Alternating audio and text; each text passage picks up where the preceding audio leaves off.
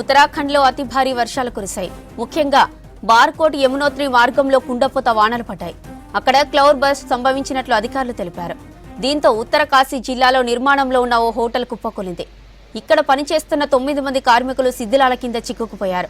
కార్మికుల కోసం NDRF, SDRF బృందాలు సహాయక చర్యలు కొనసాగిస్తున్నాయి. ఇవాళ రేపు భారీ వర్షాలు కురిసే అవకాశం ఉందని హెచ్చరించారు ఐఎండీ. ఉత్తరాఖండ్లోని పలు జిల్లాలకు రెడ్ అలర్ట్ జారీ చేసింది. ఇక సోమవారం వరకు ప్రజలు అప్రమత్తంగా ఉండాలని సూచించారు. ఉత్తరాఖండ్లో అతి భారీ వర్షాలు కురిశాయి. ముఖ్యంగా బార్కోట్ యమునోత్రి మార్గంలో కుండపోత వానలు పడ్డాయి. అక్కడ క్లౌడ్ బస్ట్ సంభవించినట్లు అధికారులు తెలిపారు. దీంతో ఉత్తర కాశీ జిల్లాలో నిర్మాణంలో ఉన్న ఓ హోటల్ కుప్పకూలింది. ఇక్కడ పనిచేస్తున్న 9 మంది కార్మికులు శిథిలాల కింద చిక్కుకుపోయారు. కార్మికుల కోసం ఎన్డీఆర్ఎఫ్, ఎస్డీఆర్ఎఫ్ బృందాలు సహాయక చర్యలు కొనసాగిస్తున్నాయి.